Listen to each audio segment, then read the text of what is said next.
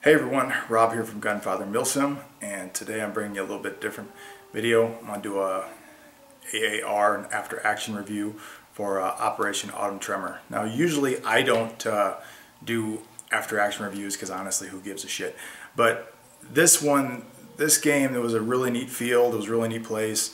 It's the first event I've been to put on by Airsoft Republic, and there's just some interesting stuff about the game that I think is worth talking about, and a couple things that came up, and I think it'll make a good video, good discussion. First off, before this event I was not familiar with Airsoft Republic. It's a newer company. It's put on by, it's a bunch of college kids. I didn't know that. They put on a great op, really well organized. Had everything happen when it was supposed to happen. Real good communication. There were admins throughout the field. Really responsive to questions. I thought it was great. Their safety brief was a little video held in a separate section inside the building. Awesome. They did a great job.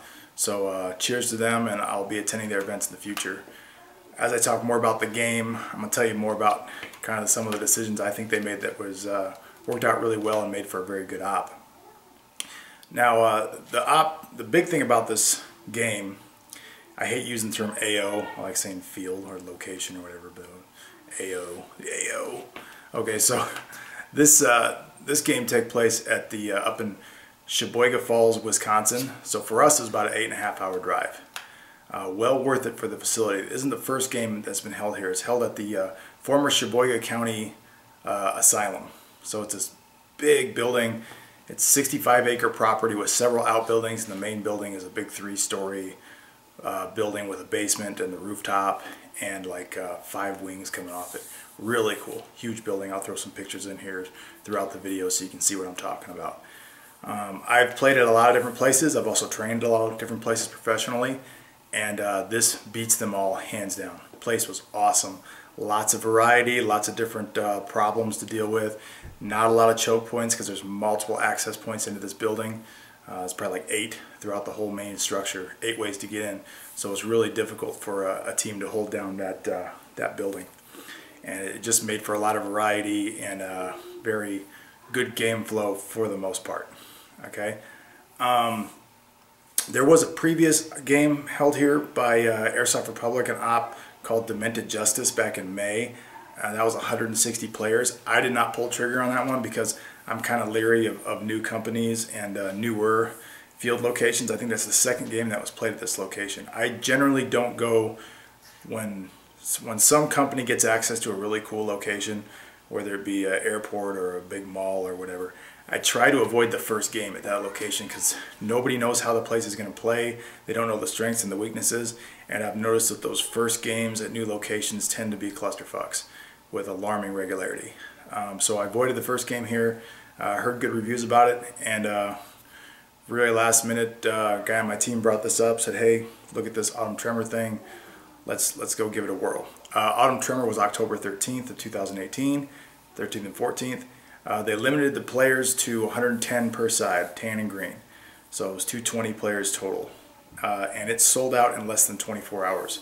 I think I got my tickets about 6 hours after it opened up. So it sold out very quick, which is a testament to Airsoft Republic and kind of, you know, the product they're putting out there, that people want to buy tickets and buy them so quickly. Also, big kudos to Airsoft Republic for limiting this game to 220 players. Honestly, I think, having walked the field quite a bit, the AO, okay, having walked the field, I think it could have handled 300 people easily and still not felt crowded. I didn't think 220 felt crowded at all. So, but I've found other companies that they get a cool, you know, location and everybody wants to come play it, and they just, you know, take the brakes off and let whoever wants to sign up, sign up. Well, next thing you know, you got 500 people in an area that can only support comfortably 250, and the game's a total clusterfuck, and you're waiting in line to get to the doorway and get shot. It's real dumb. The gameplay can't really flow, and I think it shows a lot of maturity on the part of the game organizer when they put a realistic cap on the location. So neither here nor there. Moving on. The location was really the coolest thing about this op. I can't stress enough the multiple buildings, the different kind of venues they had there. The building was built in the 1940s, this huge, massive structure, and had an outbuilding that was the boiler room. Well, between the boiler room and the main structure, there's like a tunnel. It's about 4 feet wide with, you know, tubes running down it, and obviously because that's where how the heat gets to the building. And you know, it was dark down there, and strategically it was really stupid to go down there, and I knew that. However, at one point in the game, when we pushed the other team out of the main building and they escaped out the basement through this tunnel that's about, I don't know, 300 feet long, you knew it was a bad decision to go down there, but it was just so damn fun. How can you not? So we got in a gunfight in that little tunnel, and so some guy was using glow-in-the-dark BBs, you know, the suppressor one. And, we got shot to shit. We got murdered, but it was a lot of fun. So kind of a high point of the weekend for me. We only brought 3 players total from my team. I went down there with Phil and Luke, and we just had a great time. I think we all were real impressed. They brought a store. Their store there was pretty cool on site. It was kind of interesting because it was right in the middle of the field in this outbuilding, and it was kind of like a little hangar. And it was open during the game, so you couldn't, you know, there was gunfights going on around the building, and then you'd walk in the door, and you know, everything was cool inside. Amped Airsoft brought their entire store down there, so it was actually, of all the events I've been to, it had a very large store. I mean, it was a really cool location. It had several vendors. I bought some stuff. It was cool. So, you know, big plus for Airsoft Republic for getting all your vendors out there. As far as the actual gameplay goes, it was a good game. I was on the TAN team. I forget what they call it. NFA, New Federal something. I don't know what the hell it stands for. TAN team. Okay, and then the green team was CRU, crew, which stands for something CRU. Okay, so I don't really get wrapped around the stories of all this shit. I'm just there to shoot people. So the TAN side won pretty handily. I don't want to get into the weeds too much about why that happened. The first half of Saturday, the first day, basically they were letting groups of 10 go out at a time, 10 players. So you didn't have 200 people just crashing onto this field at the same time. My team was part of the first 10. There was about 10 guys from Nebraska that went and played, although only 3 were from my specific team. We formed a kind of an ad hoc squad together and had a lot of fun. So we went in there. Our goal was to kind of try to control the first floor of the building, of the main building. I didn't think it was going to be possible. I thought it was way too many entrances. We can't possibly do it. Turns out the green team went somewhere else. I think they tried to lock down the boiler room and the tunnel, which something happened on their end where they made a strategic decision, or maybe they got bad information. But whatever. They didn't go to the main building right off the bat, and as a result, TAN, there was nobody there when I got there, and there were a couple of follow-on units that came behind us. And long story short, we had that whole building locked down pretty much more or less without firing a shot before green even tried to approach. Well, the nature of the entrances is you're coming into the door, even though there's like 8 entrances, most of them are stairwells. So you come in and you got to go stairwell up or stairwell down. Well, the stairwell up is the first floor. That's where we were at. It's hard enough to try to attack into a structure when it's just a doorway into a flat area. It's nearly impossible when you're getting funneled up a stairwell and there's going to be 2 or 3 guys at the top of that stairwell, and they're going to see your legs coming through that door because of the angle before you even have a shot on them. It's extremely difficult, nearly impossible. So basically what happened is these guys were all screwed. The green team could not access that building. They couldn't get in. We had it all locked down, and from then till about 1 o'clock, I mean, they snuck in a couple. There's just too many entrances. They got in a few spots, but for the most part, TAN was able to keep them pushed out of the building, and a little, you know, they had a bunch of missions and stuff, bunch of stuff you were supposed to find hidden throughout the building, and move this, you know, item to this location and do this or whatever. A lot of cool missions that are pretty standard at most Milsim ops. But for us, it was pretty easy for us to do that because we had the whole building on lockdown, and since green couldn't get in there, they were shit out of luck. From 1 to 2:30, there was a break. for lunch, whatnot. Then after lunch, they flipped the spawns. That time, green didn't make the same mistake. They said go, everybody runs the big building, and the afternoon session on Saturday went much smoother because green didn't have as much trouble getting in the building. Once they get in the building, we get in the building, we could really, you know, get in some pretty good exchanges back and forth. It's just a lot of varied terrain, a lot of fighting in stairwells, a lot of room clearing. It was just a lot of fun. Just a great place. I was surprised by the sheer number of grenades that people were throwing. I use Thunder Bees, and I maybe threw like 8 the whole day. I have a video on, you know, deploying them on the from a one-handed deployment, and I did like 8, and I had really good success with them. Had a lot of fun. There were the little, and I forget the name right now of them. It's basically like an M60 inside a rubber shell, and you pull the you know, the pin on it, and sparks fly out, and you throw it and it explodes and sends shrapnel everywhere. They're pretty harmless, but they're really loud, and their rules were like 15 feet kill radius, whatever. Well, these grenades cost like $10 a piece. Okay, now for me, that's not worth it. I'm not going to spend the money on it. And in my experience, airsoft players are generally pretty chintzy. However, at this event, apparently they were willing to spend lots of money on these damn things because they were going off all over, hundreds of them, going off all day. The roof in particular, a bunch of guys were sitting up there on the second day on Sunday, and they apparently had a whole box, and they just kept throwing them down the stairwell at us. So that was interesting. It was a lot of explosives, really a lot of fun. The roof in particular was an interesting point because there were like 2 rooftops you could go out on. I'll throw some photos in here. They had some rules that you could shoot. You can't shoot this way, but you can shoot this way, basically, because if you shot the one way, you'd be shooting at their spawn, and that wasn't allowed because that wouldn't be cool, which I totally understand.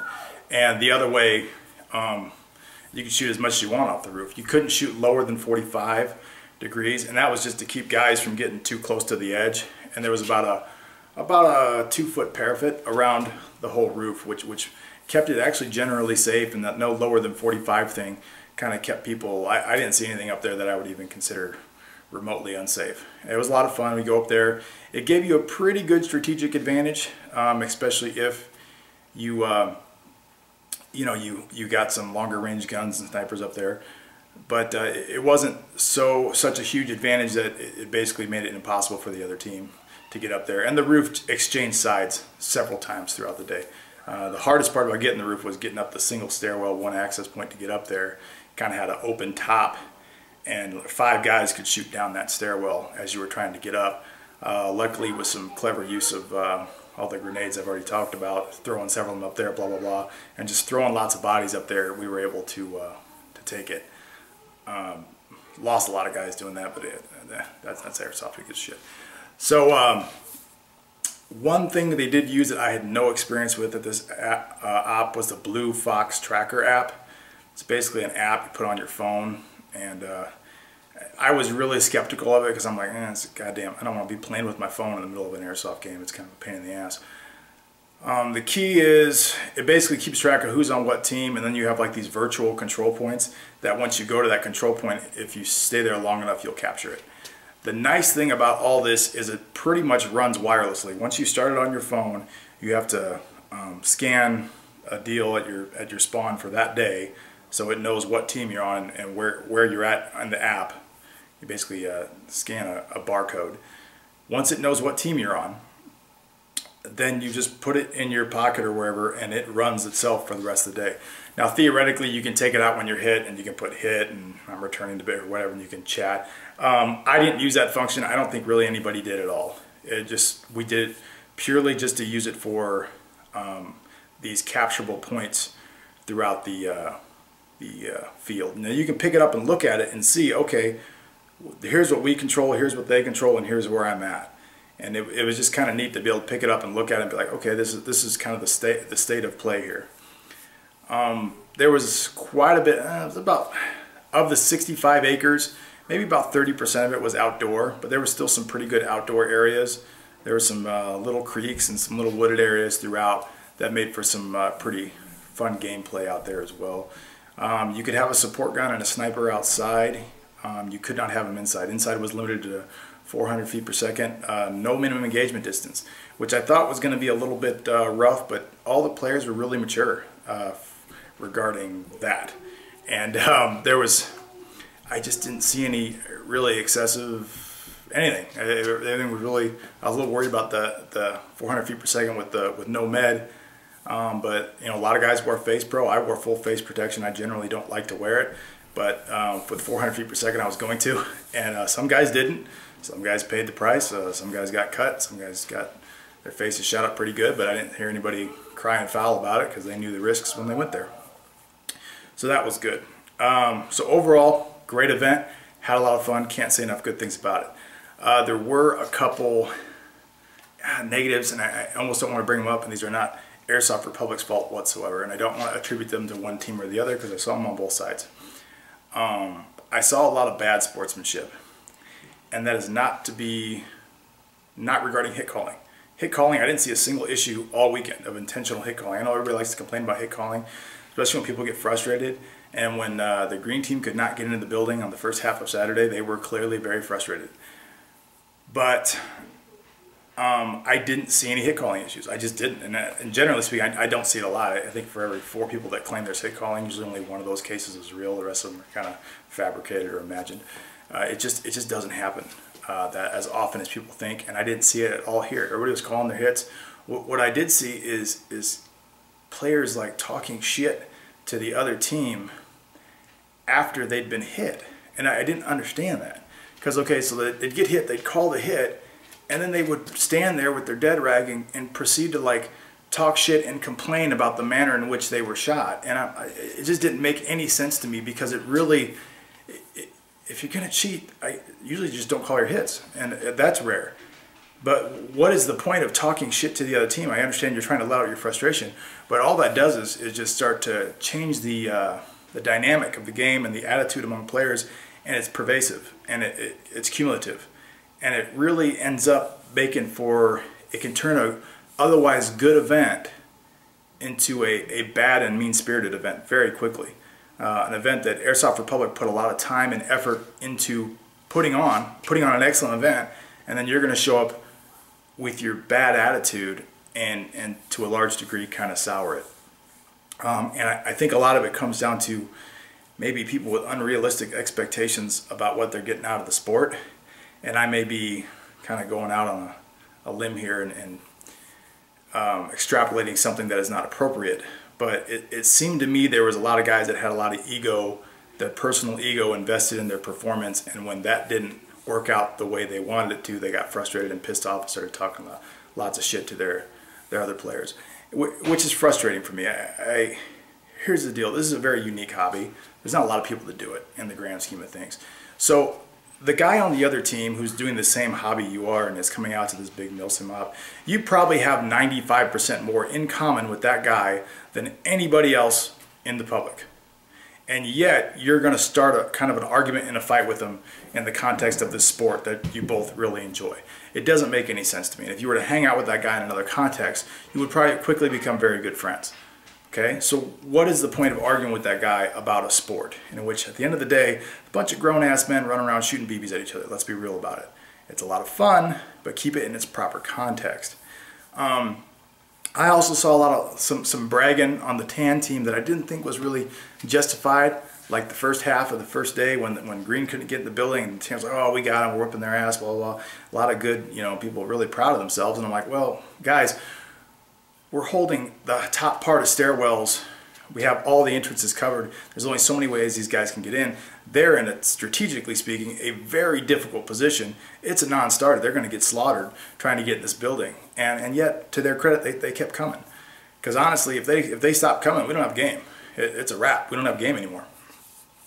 So I thought there were people that didn't really, that maybe taking credit where it wasn't taking credit for their amazing skill, when in reality they're just holding down a goddamn stairwell. They have a huge strategic advantage in that position, and maybe you should be a little bit realistic about the advantage that you have here. So there was a lot of that. I heard there was actually some arguments down in the tunnels that got really ugly. I was there And I left just before they happened, but I can totally understand why they happened because I could hear it. I could hear it kind of building and people get pissed off, and I didn't get that at all. It's just pathetic, and I hate to see it, especially for Airsoft Republic's part where they're putting on this phenomenal game. And I don't know these guys. I don't know these guys from Adam. I'm from, and obviously Nebraska. We're all the way up in Wisconsin. I've never been to Wisconsin. There are very few players there that I've ever met at all. It was kind of cool. I met a lot of really cool people on both sides. But man, I really saw some ugly attitudes on the field. And these same people that had these ugly attitudes, I would see them in the store and talk shop with them, and they were as friendly as could be. And so I don't understand, what's going through your mind where you think it's okay to one, get hit and then talk shit about the manner in which they hit you, or two, hit somebody and then slander and talk shit about how you hit them. I don't get that. Personally, every time I got shot, I was like, hey, good shot, sweet. And they were cool back. And I met a lot of cool guys on the other team. So as a result of some of these bad attitudes, a lot of players left Saturday night on the green team. They had enough for whatever reason. I heard on Sunday, green only fielded like 40 players, okay? 110 to 40. So more than half of their players went home. And so obviously Sunday is going to be a rough day for green. It's kind of a wash. But I heard a lot of tan players getting, once again, talking trash and feeling pretty cocky and feeling pretty confident. Well, you got them outnumbered 2-1. And these are the diehards, the guys that stayed for that second day. They got up that morning knowing goddamn well they were not going to have a lot of victory that day. You're outnumbered 2-1. Saturday didn't go so well. It's not going to be a fun day of airsoft for you. Okay, you're going to get beat up pretty good. But if they all go home, we don't have a game. Okay, so the diehards are the ones that stay, and they still come and play knowing goddamn well they're basically just op-4 targets for the tan team all day, and they're going to get their faces kicked in all day. I got a lot of respect for those guys because I've been on that side of the Milsim op coin. I've had weekends where we just dominate and have a great weekend, and I've had weekends where, a lot of people going home, we're going to get our asses kicked, but we're going to stay so these guys have someone to play against, and you get your faces kicked in. And so I've been there. It'll happen again. It happens to everybody. If you play this kind of sport long enough, you're going to run into a situation where you kind of just stuck with a shit sandwich. You're in a bad spot, bad position. You got to defend it, bad spawn. I don't know. But when I see the team on the positive end of that, which in this case was the tan team, kind of being, really displaying a bad attitude and bad sportsmanship towards the guys that actually stuck it out, it kind of irritates me. It pisses me off because you don't have a game if those guys don't gut it out for you. And you should be thanking those guys for staying that second day and making a game out of it, because otherwise you got nothing. I don't wish to dwell too much on that because it wasn't, and it didn't sour the entire event for me, and it wasn't Airsoft Republic's fault. I don't want to drag them into it because I thought they put on a great game. You can only do so much with your admins, and their admins did a great job. And once again, didn't really see any hit calling issues, didn't see any huge cheating or anything. It was just that attitude, those jabs back and forth. There's really no place for it in the sport. So you want to discuss it, talk about it, whatever. I don't leave it in the comments. Once again, I've never played Airsoft Republic. I don't know any of you guys up there. The people I met, you're really cool. The ones I spoke to personally, you guys are great. The attitudes were just stuff I observed. Okay, so anyway, thanks for watching, and talk to you later.